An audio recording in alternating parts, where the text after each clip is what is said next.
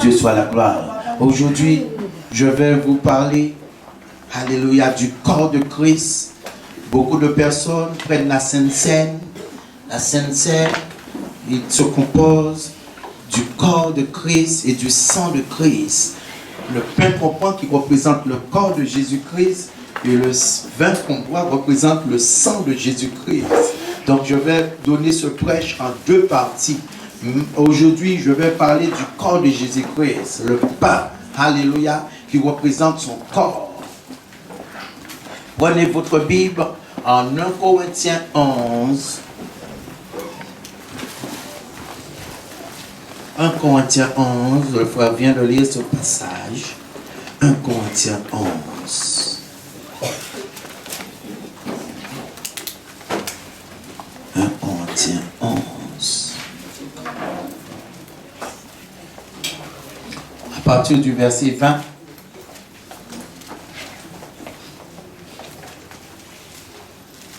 partir du verset 20. Lors donc, vous réunissez.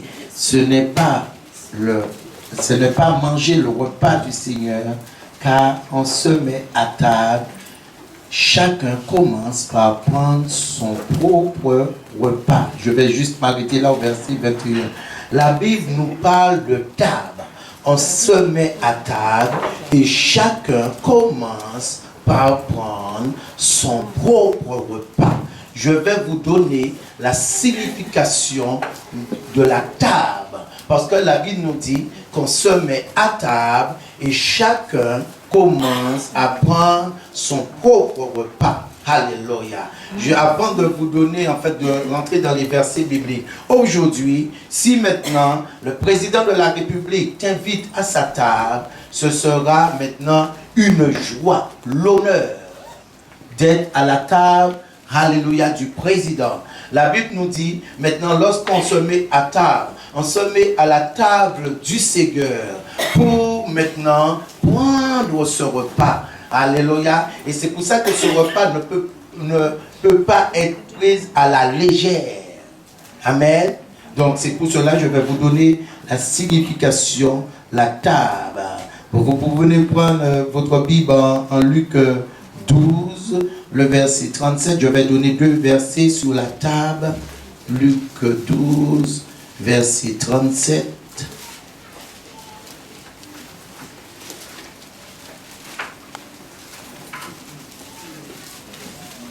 La Bible dit en Luc 12, verset 37, heureux ces serviteurs que le maître à son arrivée trouvera veillant.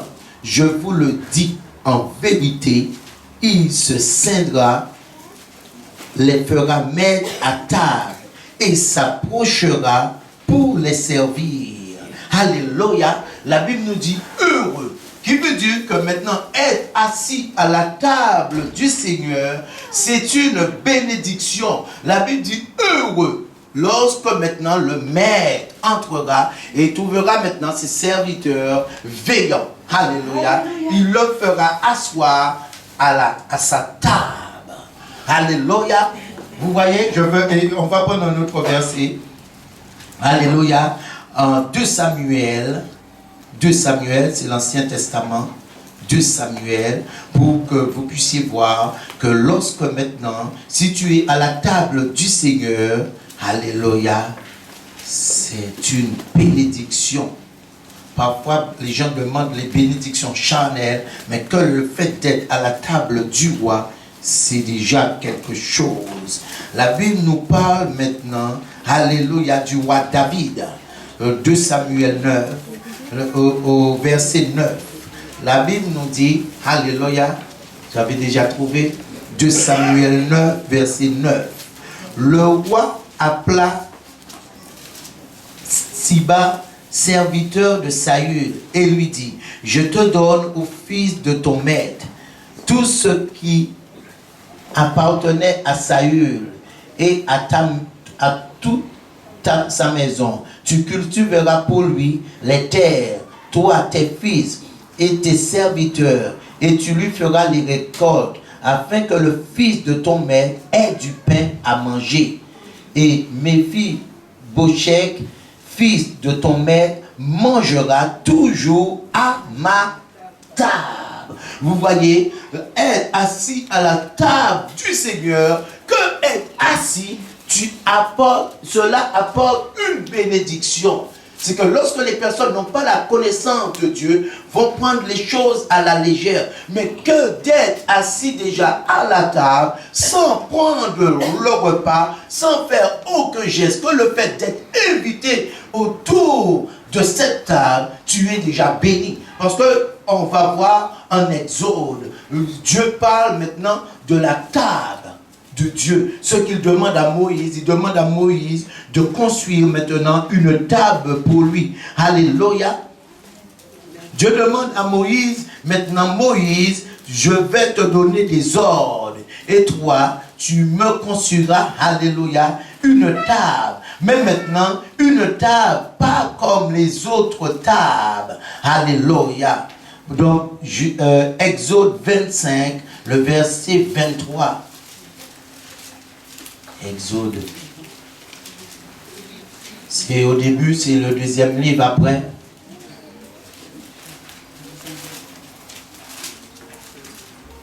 « 25, le verset 23. Le 25, le verset 23. Alléluia. Tu feras une table de bois d'acacia. Sa longueur sera de 2 coudées. Sa largeur sera d'une coudée et sa hauteur d'une coudée et demie. Alléluia. Dieu donne des précisions pour maintenant faire cette table. Cette table maintenant où Dieu va dire à Moïse par la suite, si vous voyez au verset 30, alléluia, tu mettras sur cette table les pains de proposition continuellement devant ma face. Alléluia. Donc maintenant Dieu va demander à Moïse de construire une table. Mais je vous dis, mes frères, Dieu, mes frères, mes sœurs, peuple de Dieu, je vous le dis, Dieu ne dit rien au hasard. Dieu va donner maintenant quelque chose, il va dire à Moïse que cette table doit faire 2 coudées de longueur et maintenant une coudée de largeur. On va voir maintenant, alléluia, des versets qui vont nous dire qu'est-ce que ces chiffres représentent. Alléluia. Le chiffre 2 représente quelque chose. Là, ici, là, le fait de dire à Moïse que cette table fera 2 coudées de longueur représente quelque chose qui est différent que maintenant. Lorsque Jésus est sur, on nous montre en Apocalypse, la Bible nous parle en Apocalypse que Jésus a un pied sur la terre et un pied maintenant sur la mer. Un pied sur la terre, un pied sur la mer qui représente le peuple et la nation. Mais là maintenant, ce que Dieu demande, cette longueur est tout à fait différente. Alléluia. Dieu va... C'est une révélation là. Dieu va dire à Moïse, donc tu vas établir cette table et cette table doit faire 2 coudées de longueur. Le chiffre 2 là représente, alléluia, l'attestation du témoignage. La Bible dit que maintenant, lorsque maintenant tu verras, si maintenant quelqu'un commet une faute, cette faute, si maintenant quelqu'un commet une faute, et maintenant on a le témoignage d'une seule personne, ce témoignage n'est pas valable. Alléluia. Prenez votre Bible en Deutéronome 19, verset 15. Deutéronome 19, verset 15.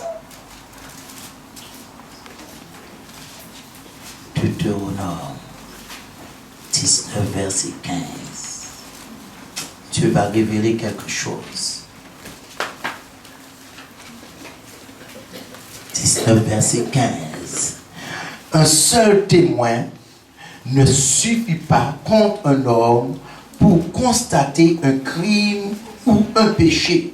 Quel qu'il soit, un fait ne pourra s'établir que sur la déposition de 2 ou de 3 personnes. On trouve le chiffre 2. Alléluia.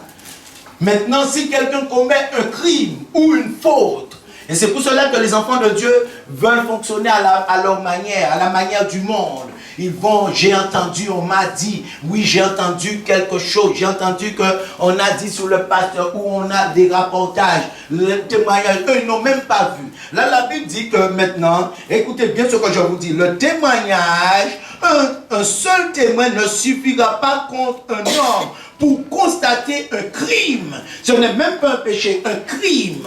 Pour constater un crime, un seul homme, le témoignage d'un seul homme ne suffit pas. C'est comme maintenant, lorsque vous venez à Dieu, vous oubliez tout ce que vous avez connu dans le monde pour apprendre maintenant les choses spirituelles. Parce que maintenant, il y a une loi spirituelle. Et si tu n'es pas dans cette loi spirituelle, quel que soit ce que tu peux faire, si maintenant tu fonctionnes de la manière du monde, en aucun cas, tu ne peux avoir la victoire. Et on va le voir avec Jésus. Parce que le témoignage d'une seule personne n'est pas valable. Il faut le témoignage de deux personnes. En Jésus-Christ. Il y a maintenant la manière où le monde fonctionne et la manière spirituelle, Dieu fonctionne. Où il a ses lois établies. Et c'est pour cela que ce n'est pas au hasard qu'il dit maintenant, sous cette table, cette longueur sera de deux coudées. Alléluia. Il dit deux coudées. Deux coudées, cette longueur, deux coudées. L'attestation du témoignage. Ça veut dire que Dieu va témoigner que réellement, parce que le chiffre 1 représente quelque chose. Il va témoigner, qui veut dire qu'il y a le Père, le Fils, les deux maintenant vont témoigner. Et je vais vous donner la suite. Donc, Dieu dit maintenant, donc je vais vous donner un autre verset. 1 Timothée 5, le verset 19. La Bible nous parle, nous ordonne, ne reçoit point d'accusation contre un ancien, si ce n'est sur la déposition de 2 ou 3 témoins. Vous comprenez, ne reçoit jamais, ne reçoit point d'accusation sur un ancien, sinon sur la déposition de 2 ou 3 témoins. Mon jour d'aujourd'hui, les gens parlent, j'ai entendu, on m'a dit. Les gens sont charnels et c'est pour cela que maintenant même les chrétiens parfois sont frappés. Parce que pourquoi ils sont dans une faute. Lorsque maintenant il dit ne reçoit, ça veut dire que quelqu'un qui t'apporte quelque chose n'est pas valable. Ne reçoit pas. Quelqu'un vient te dire quelque chose, c'est pas valable. Tu n'as pas vu. C'est comme maintenant, pour que vous... C'est pas la suite, les gens disent, ah oui, je ne comprends pas, je suis à Dieu, mais je suis toujours malade, je ne comprends pas, le diable ne me lâche pas, c'est normal. Si maintenant tu fonctionnes à sa manière, il ne te laissera jamais. Ne reçois pas, la Bible nous dit. Ça veut dire que je crois, Seigneur, à ta parole. Je crois à ce que tu dis. C'est pour ça que j'ai fait répéter, oui, je crois. Ça veut dire, je crois à ce que tu dis. Alléluia. Ce que maintenant les autres viennent me dire n'ont plus d'importance, n'ont plus de valeur. Auparavant, je ne te connaissais pas. Je pouvais me faire piéger. Mais maintenant que je te connais, et maintenant que je te fais confiance, je m'appuie sur ta parole. Et je crois à cette parole et non à ce que les hommes peuvent venir me faire comprendre. Alléluia. Amen. Et c'est de là la différence. Donc, la Bible dit, le verset que vous êtes, dit que maintenant cette table sera de 2 coudées de longueur et maintenant sa largeur sera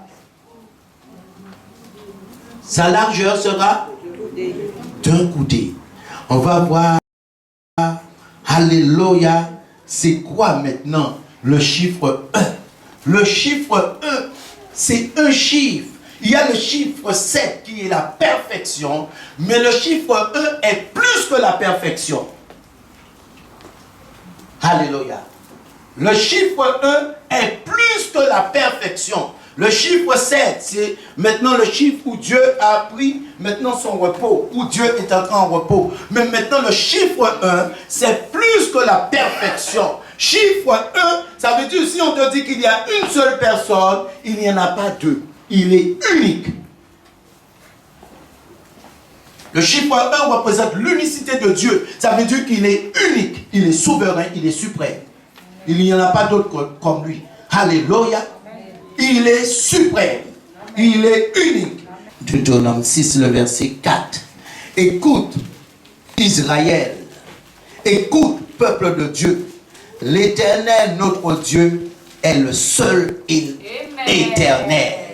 Il est le seul. Amen. Il n'y a pas d'autre comme lui. Amen. Il est suprême. Il est souverain. Alléluia. Il est le seul. Donc, ce qui veut dire que maintenant, alléluia, comme la Bible nous dit en Timothée aussi, qu'il y a maintenant un seul Dieu, et comme il y a un seul médiateur entre Dieu et les hommes, Jésus-Christ. Il y a un seul. Il ne peut pas y avoir ni de deux dieux, ni de trois dieux. Il y a un seul Dieu, un seul médiateur. Donc, maintenant, le chiffre 1, alléluia, représente l'unicité. Ça veut dire qu'il est unique.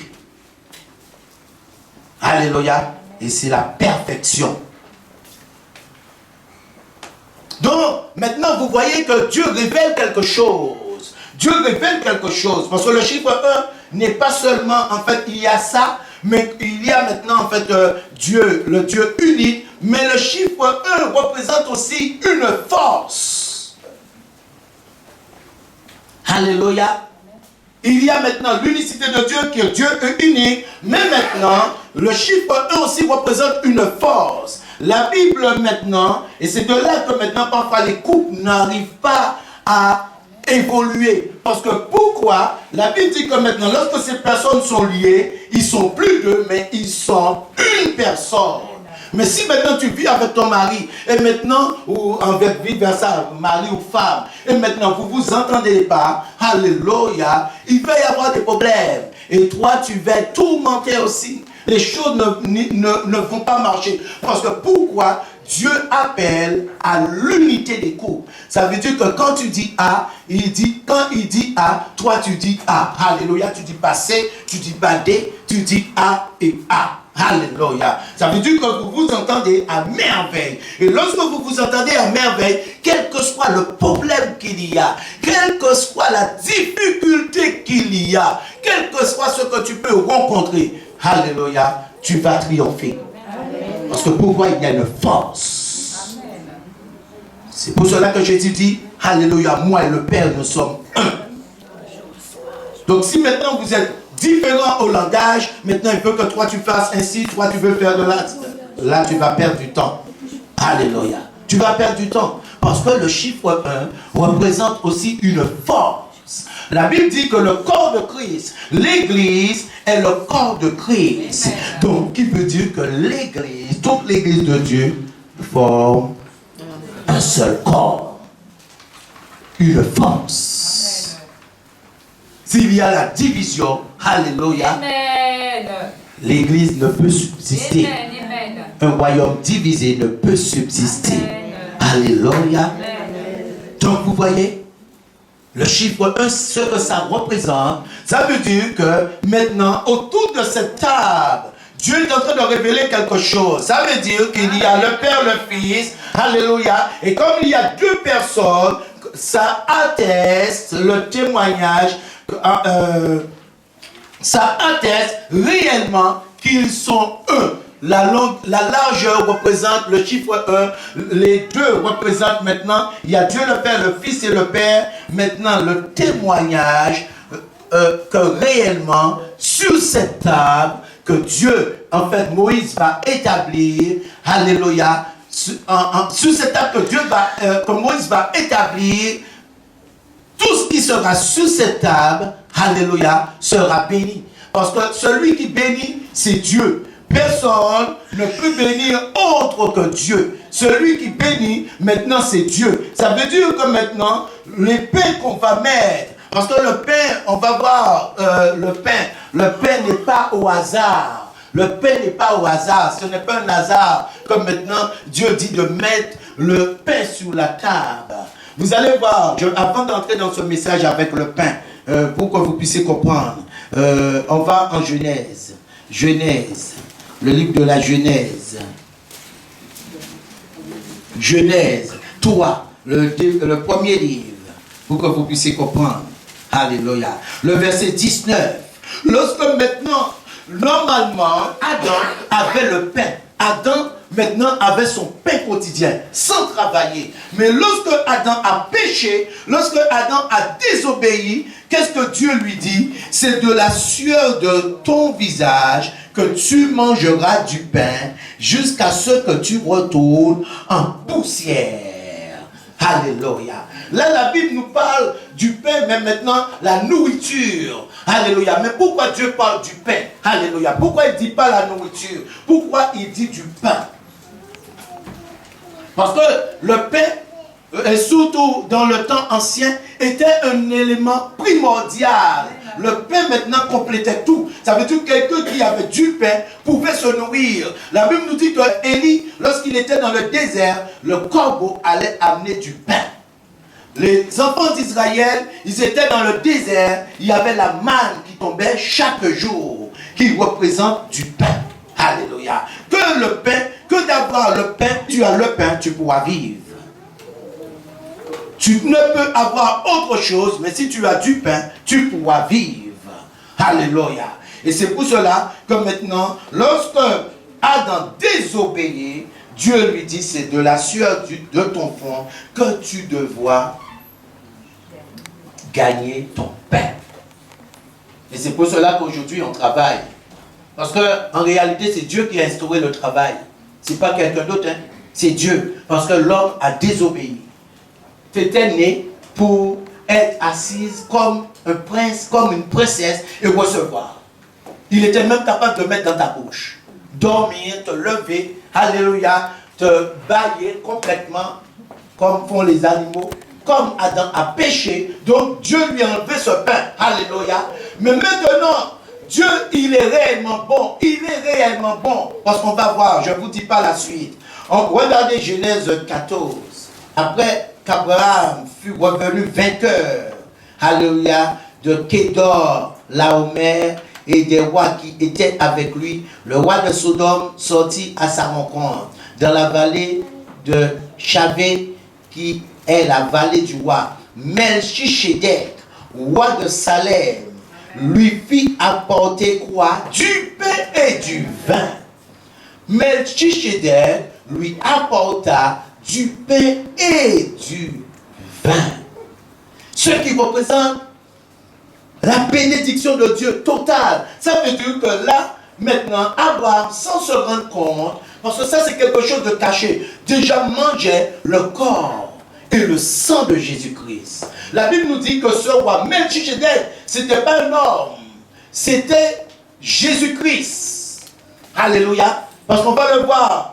Attendez, pour que vous puissiez comprendre. C'est pas un homme, ce roi Melchisedec là, que vous entendez. Prenez votre Bible en Hugo chapitre 7, le verset 1. En effet, ce Melchisedec, Hébreux 7, le verset 1. La Bible dit, en effet, ce Melchisedec, roi de Salem, vous avez entendu? Roi de Salem, sacrificateur du Dieu très haut, qui alla au-devant d'Abraham lorsqu'il revenait de la défaite des rois, qui le bénit et à qui Abraham donna la dîme de tout, qui est d'abord roi de justice, d'après la signification de son nom. Ensuite, roi de Salem, c'est-à-dire roi de paix, qui est sans père et sans mère, sans généalogie, qui n'a ni commencement de jour et ni fin de... Donc, ce qui veut dire que c'est Dieu. Il n'a ni père, il n'a ni mère, alléluia, il n'a ni commencement de vie et ni fin de vie. Alléluia. Donc ça veut dire que maintenant, Abraham n'a pas reçu de norme, il a reçu de Dieu. Dieu s'est manifesté, parce qu'auparavant, Jésus-Christ s'est manifesté. Mais comme ce n'était pas son heure, parce que Jésus-Christ, comme un esprit, peut prendre quelle que soit la forme qu'il veut. Ça veut dire qu'il s'est transformé, Dieu l'a envoyé dans le ventre de Marie, mais lui, il est esprit. Alléluia, il était esprit. Donc, il fallait que lui, il naisse pour maintenant montrer et comprendre le monde avec la chair. Mais Dieu, auparavant, Melchisedec s'est manifesté en Dieu en personne. Ça veut dire dans sa grandeur, il s'est manifesté comme maintenant vous voyez les anges apparaître. Et c'était lui, Jésus-Christ, qui apparut devant Abraham. On retourne en Genèse 14. On retourne. Alléluia. Donc le verset 18. Donc la Bible nous dit, Melchizedek, roi de Salem, fit apporter du pain et du vin, et il était sacrificateur du Dieu très haut. Il bénit Abraham et dit, béni soit Abraham par le Dieu très haut, maître du ciel et de la terre. Béni soit le Dieu très haut qui a livré tes ennemis entre tes mains. Et Abraham lui donna la dîme de tout. Pourquoi Abraham lui a donné la dîme de tout? Parce que Abraham a reçu, alléluia, une bénédiction, alléluia, à jamais, une bénédiction qui ne pouvait plus s'effacer. Parce que pourquoi? C'est Dieu en personne qui s'est manifesté, et ce Dieu en personne a béni Abraham. Et en retour, Dieu, Abraham, lui a donné, alléluia, la dîme de tous ses revenus. C'est pour ça que lorsqu'on croit à Dieu, on croit maintenant que Dieu est capable de maintenant nous délivrer, que Dieu est capable maintenant, on croit à la parole de Dieu, on n'a pas peur de donner la dîme à Dieu parce que c'est une foi. Alléluia. Et regardez le verset qui vient par la suite, au chapitre 21. La Bible nous dit que le roi de Sodome dit à Abraham, donne-moi les personnes et prends pour toi les richesses. Regardez ce qu'Abraham va dire. Pourtant, c'est un roi de Sodome. Abraham dit au verset 22, répondit au roi de Sodome, je lève la main vers l'Éternel, le Dieu très haut, maître du ciel et de la terre. Je ne prendrai rien de tout ce qui est à toi, même pas un fil, ni un cordon de soulier, afin que tu ne dises pas, j'ai enrichi Abraham, rien pour moi. Vous voyez, alléluia. Aujourd'hui, maintenant, beaucoup de personnes disent, oh wow, mais donne-moi, alléluia, tu me donnes la richesse. Comment je vais refuser? Abraham dit non, je ne veux pas ta richesse, je ne veux rien de toi. C'est pour que tu ne puisses pas dire un jour que c'est toi qui as béni Abraham. Parce que pourquoi? Abraham avait déjà reçu la bénédiction de Dieu. Alléluia. Donc il n'avait pas besoin de la bénédiction de l'homme. Comme Abraham savait qu'il allait s'enrichir, c'est pour cela Abraham le devance. Il dit, c'est pourquoi? C'est pour un jour que tu ne puisses pas dire que c'est toi qui as enrichi Abraham. Donc je ne veux rien de toi, même pas un fil. Je veux rien. Alléluia. Donc vous voyez que normalement, lorsque tu manges le pain, quelqu'un qui mange le pain, en aucun cas, si tu crois la parole de Dieu, tu peux avoir des combats dans le temple de Dieu, dans ton corps. C'est que vous n'avez pas encore la connaissance. Il y a des personnes qui font l'acte, mais ça veut qu'ils ne savent pas la signification de l'acte, qui veut dire qu'ils n'ont pas la connaissance. Alléluia. Et si tu n'as pas la connaissance, comme tu péris par manque de connaissance, ce n'est pas le fait de faire quelque chose. Je peux venir maintenant dans la maison de Dieu, mais si je ne connais pas Dieu, si je ne mets pas en pratique, cela ne sert à rien. Amen. Alléluia. Vous voyez, c'est la pratique qui compte. Mais pour pratiquer, il faut connaître. Et c'est pour cela que je dis que maintenant, lorsque déjà, on ne prend pas déjà, premièrement, le pain à la légère. On ne prend pas, parce qu'après je vais parler du sang, on ne prend pas maintenant les choses de Dieu à la légère. Beaucoup prennent les choses de Dieu à la légère. Les gens veulent rester dans le charnel et pour comprendre que le charnel est pareil que le spirituel. Le spirituel est beaucoup plus dangereux, qui n'a rien de comparable avec le charnel. Ça n'a rien de comparable. Parce que si maintenant tu connaissais, tu savais réellement que tu étais en Jésus-Christ, mais comment le diable, comment vous voyez les personnes sont toujours tourmentées, tu rêves, tu as des cauchemars, tu as des choses, tu as des attaques. Mais c'est impossible. C'est impossible. C'est impossible. Je ne dis pas que c'est impossible. Parce que lorsqu'on lit la Bible, aucun homme, ceux qui avaient la connaissance de Dieu, nous parle du diable. Si vous voyez, le diable est très peu cité maintenant dans la Bible. Très peu cité dans la Bible. Amen. Alléluia. Ça veut dire que ces choses lorsque quelqu'un les apparaissait, ils savaient que c'est un ange. Ils n'avaient même pas la question à demander, c'était quoi. Ils n'avaient même pas, du moment que que quelqu'un leur apparaissait, ils savaient que c'était l'ange de Dieu. Parce que le diable ne pouvait pas les apparaître à eux. Alléluia. Aujourd'hui, les gens prennent les choses à la légère. Dieu à la légère. Et c'est pour ça qu'ils ont aussi, autant de problèmes. Parce que si maintenant tu fais les choses à la légère, comme prendre son corps, qui n'est pas maintenant le pain que vous voyez, que nous sommes en train maintenant, lorsqu'on parle du pain, maintenant le pain quotidien, son corps qui n'a rien à voir, et ce corps qui n'a rien à voir avec le pain que Moïse va mettre sur la table, que nous dit en Genèse 3, le verset 30. Ça n'a rien à voir avec ce pain, le corps de Jésus-Christ. Et cependant, beaucoup de personnes le prennent à la légère, le corps. Et c'est pour ça que les gens ont des problèmes. Et c'est pour ça, lorsque vous lisez votre Bible en 1 Corinthiens 11, il dit de ne pas le prendre à la légère. Amen. Alléluia. C'est pour cela qu'il dit, n'avez-vous pas de maison pour y manger et pour boire? Lorsque tu viens dans la maison du Seigneur et tu prends son corps, ce n'est pas pour le mépriser. Il faut que tu sois dans la parole.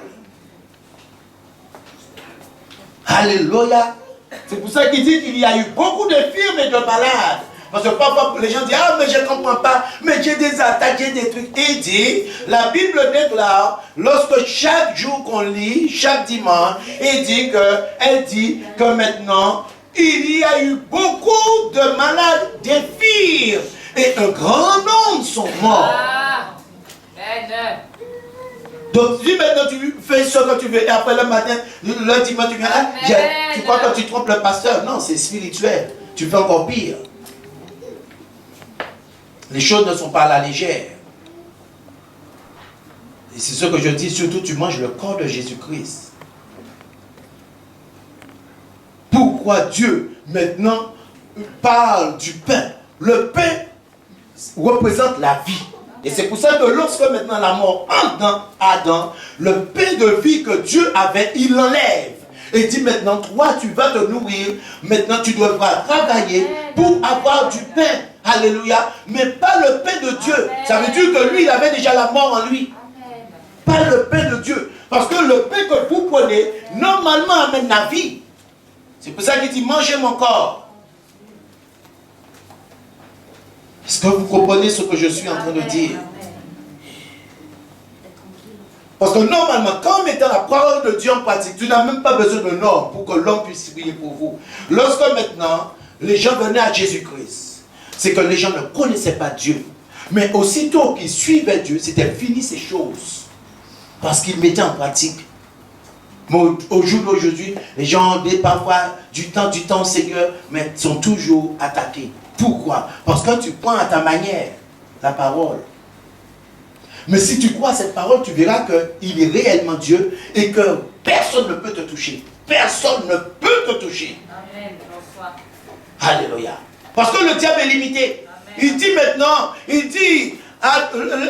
Dieu dit, as-tu vu mon serviteur Job? Il dit, oui, j'ai vu ton serviteur Job. Et ils prennent la discussion. Dieu dit, je te permets maintenant que toi tu touches toutes ces affaires. Touche-le, mais tu ne touches pas sa vie. Ça veut dire que le diable est limité. Alléluia. Donc s'il te touche, c'est que Dieu permet. Parce qu'il ne peut pas te toucher en réalité. Regardez, il dit à Jérémie, ils te feront la guerre, ils te feront toutes des choses. Mais moi, je suis avec toi. Alléluia. Donc, ils ne peuvent rien contre toi. Et c'est pour cela, si tu as compris quel Dieu que tu as rencontré, le Dieu d'Abraham, le Dieu de Jacob, et le Dieu d'Isaac, le Dieu de Jacob, lorsque tu vois ce Dieu, alléluia.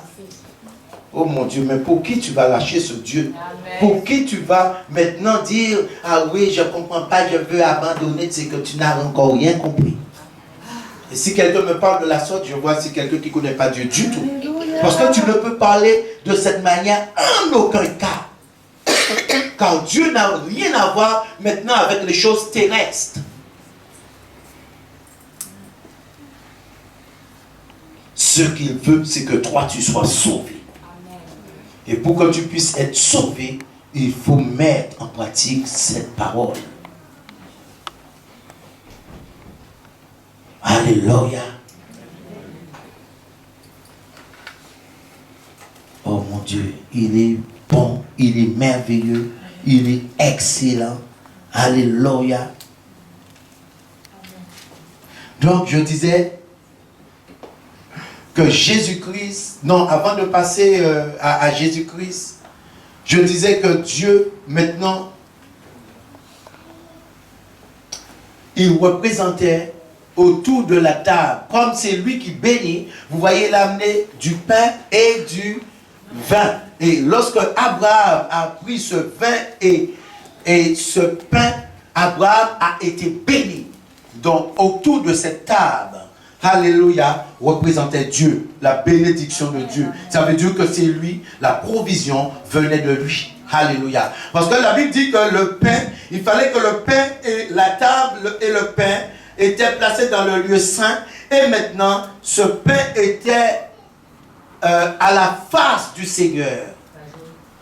Alléluia. Vous entendez? Ce pain était, et cette table était à la face du Seigneur. Ça veut dire que maintenant, est-ce que Dieu, il est esprit? Il n'a pas besoin du pain. Mais ça représentait quelque chose. C'est lui qui te donne le pain quotidien. C'est lui qui te donne la substance. C'est lui qui te donne tout. C'est lui qui est au contrôle de tout. Et c'est pour cela que maintenant, les deux longueurs représentaient maintenant que, effectivement, c'est Dieu le Père et Dieu le Fils. Alléluia. Et maintenant, la largeur qui représente qu'ils sont un, qui témoigne que Jésus-Christ, le Père est dans le Fils et le Fils est dans le Père. Et par la suite, Jésus-Christ va le dire en Jean. Je suis dans le Père et le Père est en moi. Alléluia. Matthieu 4,4. Matthieu 4,4. Il est écrit. Vous voyez, Jésus-Christ ne dit pas j'ai entendu, on m'a dit. Il dit, il est écrit. Il est écrit, l'homme ne vivra pas de pain seulement, mais de toute parole qui sort de la bouche de Dieu. Mais pourquoi Jésus-Christ dit maintenant, donne ce passage? Parce qu'auparavant, Dieu avait créé Adam pour qu'Adam puisse vivre éternellement. Alléluia. Si Adam n'avait pas péché, Adam serait toujours jusqu'à maintenant sur la terre. Mais comme il a péché, il a maintenant en fait effacé maintenant cette vie éternelle que Dieu avait promis. Et c'est de là que maintenant, Dieu maintenant, il a envoyé un deuxième Adam qui est Jésus-Christ, afin maintenant de racheter le péché du monde et nous donner l'opportunité d'entrer dans notre destinée, de recevoir ce salut. Et maintenant, il dit que l'homme ne mangera pas maintenant le pain comme maintenant que vous vous nourrissez. Mais maintenant, il va parler de l'homme intérieur. L'homme intérieur maintenant doit recevoir le pain. Alléluia. Maintenant, son esprit, que nous sommes sauvés. Ça veut dire que maintenant, toi, tu dois travailler sur cette terre pour recevoir ton âme, pour que ton âme puisse être sauvée. Parce que lorsque les gens ne connaissent pas Dieu, dans le monde, le catholicisme, les gens, tout le monde va au paradis. Ça, c'est complètement erroné. Ça, c'est complètement faux. Tout le monde ne va pas au paradis. Il faut préparer ta place pour aller au paradis. Alléluia. Parce que pour que tu puisses être sauvé, il faut déjà que tes péchés soient pardonnés. Et il faut être né en Jésus-Christ, être né de nouveau. Alléluia. Nul ne va au Père sans passer par le Fils. Mais lorsque maintenant, dans le monde catholique, vous allez voir, du moment que tu paies le prêtre, il envoie son eau au paradis. Mais c'est complètement faux ça. C'est complètement erroné.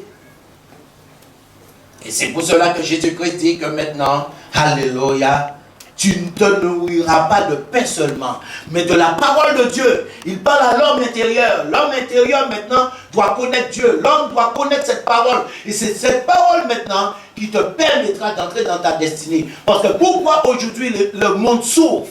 Pourquoi les gens souffrent dans le monde? Parce que le monde est gouverné par le diable. Le prince de ce monde qui est le diable. Et la Bible nous dit en Jean 10:10 qu'il est venu pour tuer, détruire et égorger. Et si maintenant les gens, Adam a connu le péché, c'est parce que le diable a tenté Ève. Vous comprenez? Le diable a tenté Ève. Et lorsque le diable, comme il est malin, il a tenté Ève et savait que Ève pouvait tenter son mari. Et c'est ce qui s'est passé. Alléluia. Dieu a-t-il réellement dit cela? Et elle s'est mise à raisonner. Et là maintenant, elle a commencé à voir l'arbre différemment. Parce qu'il est venu pour tuer, détruire et égorger. Et beaucoup de personnes parfois se posent la question dans le monde. Mais je ne comprends pas. S'il y a Dieu, mais pourquoi il y a tant de souffrance en Afrique? Pourquoi il y a tant de souffrance en Inde? Pourquoi les gens meurent de faim? Pourquoi? C'est le péché qui amène ces choses. C'est que ces pays, vous allez voir, il y a beaucoup de pratiques occultes. Et les pratiques occultes, maintenant, amènent une malédiction de génération en génération. Ça veut dire que lorsque maintenant, tes parents pratiquent l'occultisme, ça veut dire que maintenant, ceux qui viennent par la suite, automatiquement, héritent ces choses. Et c'est pour cela qu'il y a beaucoup de maladies. C'est pour cela qu'il y a beaucoup de... En fait, les gens meurent. Bizarrement, les gens meurent de faim. Mais lorsqu'on vient à Dieu, Dieu maintenant, la première chose qu'il fait, c'est lorsqu'on on vient à lui, il efface nos offenses. Il efface notre péché. Et lorsque c'est le péché qui condamne, lorsque tu n'as plus le péché, c'est pour cela ce que tu ne pouvais pas faire auparavant. Ça veut dire que si tu ne réussissais pas auparavant, tu commences à réussir du premier coup. Tu dis, mais comment? Avant, je n'arrivais pas, mais maintenant, comment? Parce qu'il a effacé le péché. Ça veut dire ceux qui te condamnaient. C'est pour cela qu'il est écrit en Romains 8, verset 1, il n'y a plus de condamnation pour toi maintenant. Amen. Toi qui es en Jésus-Christ. Mais pour que ça puisse, pour que cela puisse continuer, il faut demeurer dans la parole. Amen. Alléluia.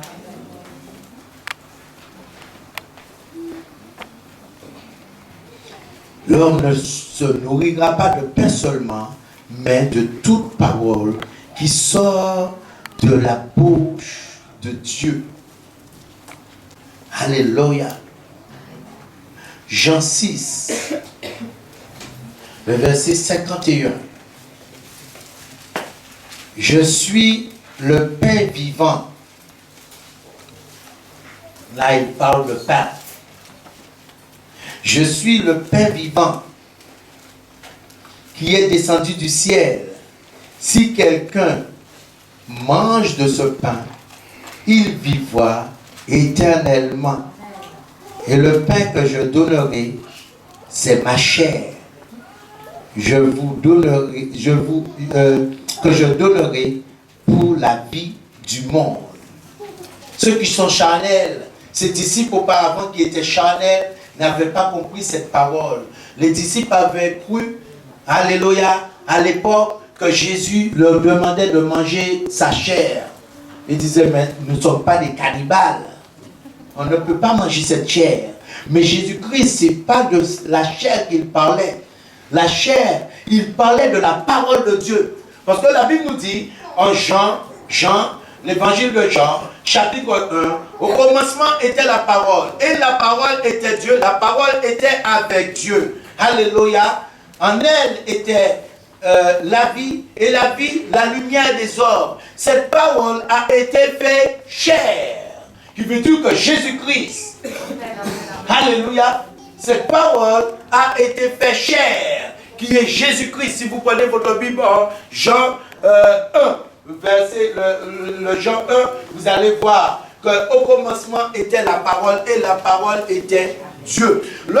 Jésus-Christ parle maintenant du pain vivant qu'il est, alléluia, s'il parlait de sa parole, que cette parole, maintenant, notre être intérieur doit manger cette parole. Si aujourd'hui tu es faible, si aujourd'hui tu n'arrives pas à prendre le dessus sur le péché, c'est parce que ton être intérieur n'est pas encore suffisamment fort. Alléluia.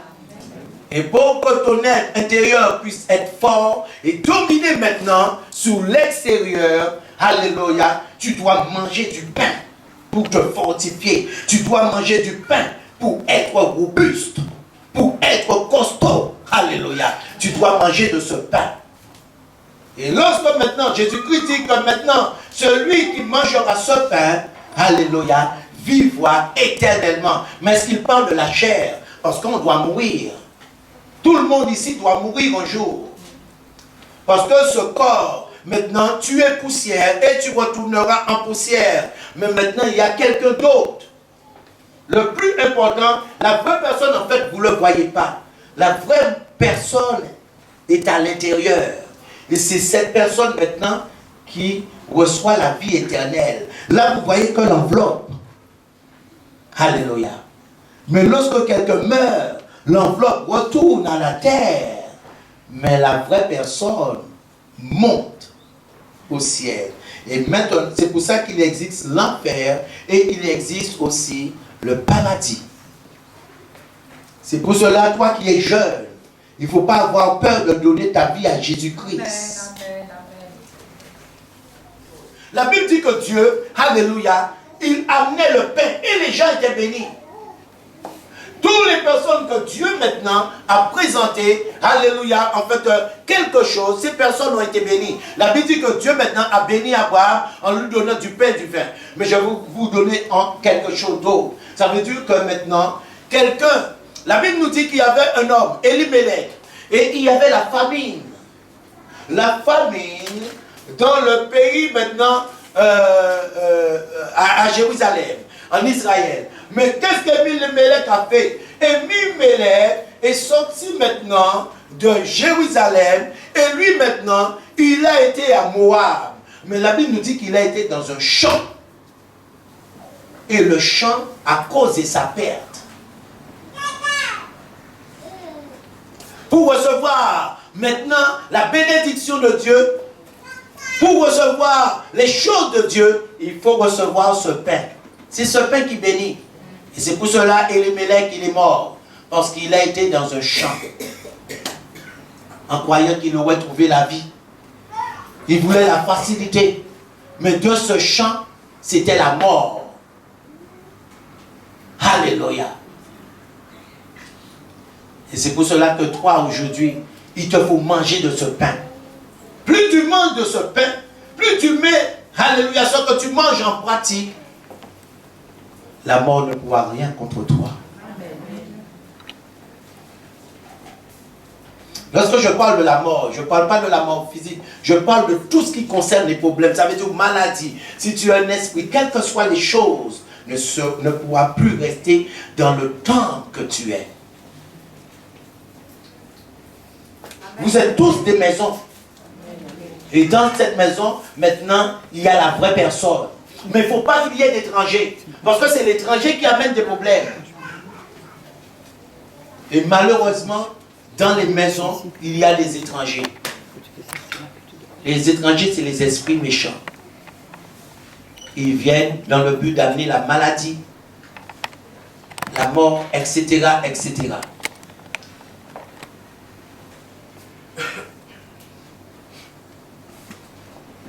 C'est pour cela que Jésus-Christ donne ce verset. Alléluia. Quelqu'un ne peut pas rentrer dans la maison d'un homme fort sans auparavant avoir lié cet homme fort.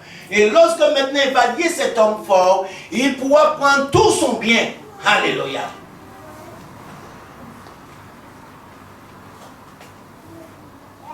Quelqu'un ne peut pas rentrer dans une maison et te voler comme ça. Pour qu'il puisse te voler, il faut qu'il te lie. Ça veut dire t'empêcher d'agir. Le lier, ça veut dire l'empêcher d'agir. Même s'il voit, comme il est lié, il ne peut rien. Le lier, c'est ça. Parfois, vous voyez que vous avez des problèmes, mais vous ne pouvez rien contre ces problèmes. Ça veut dire qu'il dévore sous vos yeux. Comme la Bible nous dit en Isaïe 1.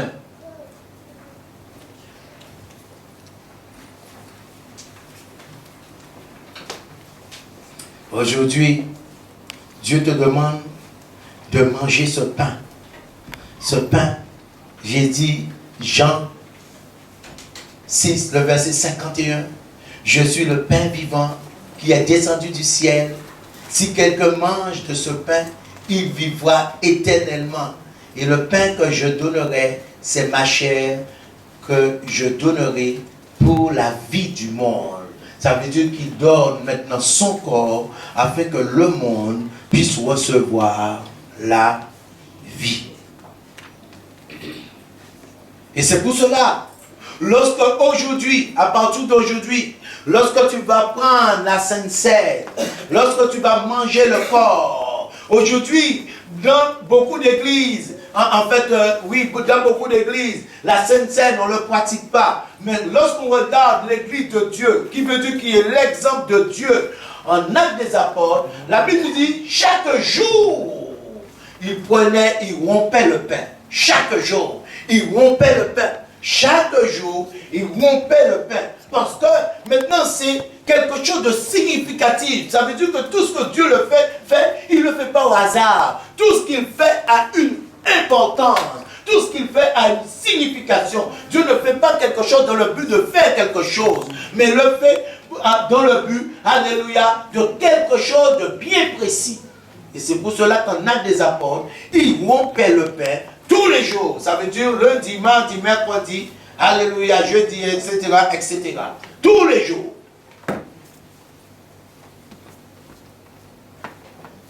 Lorsque maintenant tu es un enfant de Dieu, tu dois te disposer afin d'être à la table du roi. Parce que maintenant, si tu vois que tu es dans un péché et que tu dis maintenant, je ne veux plus être à ta table, c'est que maintenant, sans te rendre compte, c'est que tu es en train de nourrir ce péché et dire, maintenant je ne suis pas encore prêt pour être à la table du roi. Mais comment tu vas être béni si tu n'es pas à la table du roi? Parce que être à la table du roi sans manger son pain, ça veut dire que Dieu t'invite à être à sa table. Lorsque si maintenant je vais chez quelqu'un, c'est que je vais recevoir l'invitation de quelqu'un. La personne me dira, Pasteur Félix, est-ce qu'aujourd'hui, si tu es libre, je t'invite aujourd'hui, c'est moi. Ça veut dire que je reçois une invitation. Je ne peux pas m'inviter de moi-même. Donc, ce qui veut dire que toi, tu n'es pas là par toi-même. Personne ne peut venir au Père, au Fils, si ce n'est le Père qui lui a attiré. Ça veut dire que quelqu'un t'a invité. Mais c'est spirituel. Il n'y a pas de hasard que tu sois dans ce lieu. Donc maintenant, Dieu t'a invité afin de participer au repas du Seigneur. Donc, alléluia. Au jour d'aujourd'hui, si tu es dans une faute, il faut t'arranger pour que tu sois à la table du roi. Amen. Parce que j'ai montré que maintenant, d'être à la table du roi, tu es déjà béni sans recevoir le pain. Je vous ai montré les versets précédents. Sans maintenant recevoir, sans manger le pain, que le fait d'être invité, lorsque David invite maintenant, il dit maintenant, le fils de Saül, tu seras à ma table. Mais David a donné maintenant des serviteurs pour s'occuper maintenant de lui, pour s'occuper de toutes ses affaires et recevoir la bénédiction en abondance. Est-ce que vous êtes en train de comprendre ce que je suis en train de dire? Et lorsque maintenant tu manges le pain et tu bois le sang, c'est la bénédiction en abondance, qui veut dire que personne ne peut plus rien contre toi. C'est fini. Un païen ne peut pas être à la table du Seigneur. Quelqu'un qui ne connaît pas Dieu ne peut pas être à la table du Seigneur. Et je vous dis, en Marc, allons prendre ce verset. Cette femme a reçu une révélation de Dieu. Marc 7, à partir du verset 27.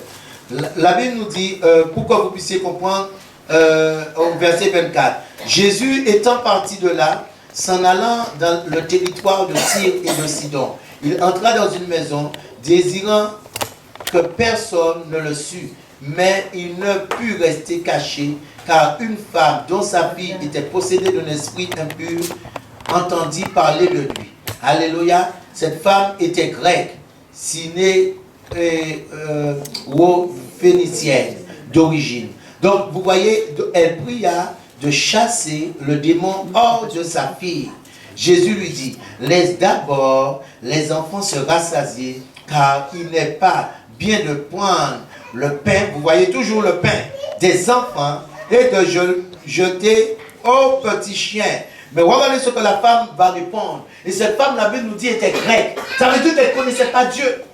Alléluia. Mais regardez ce que cette femme va répondre. Oh mon Dieu, oh oui Seigneur. Lui répondit-elle, mais les petits chiens sous la table mangent les miettes Parce que les petits chiens ne peuvent pas être autour de la table. Mais les petits chiens se trouvent sous la table. Amen. Oh mon Dieu. Ça veut dire que lorsque maintenant tu es à la table, tu es béni. Alléluia. Parce que les petits chiens ne peuvent pas être autour de la table. Les petits chiens se trouvent sous la table, en bas. Alléluia. Sous la table. Ceux qui ne connaissent pas Dieu sont sous la table. Et maintenant, ceux qui ne connaissent pas Dieu vont manger les miettes qui descendent, vont manger maintenant les miettes.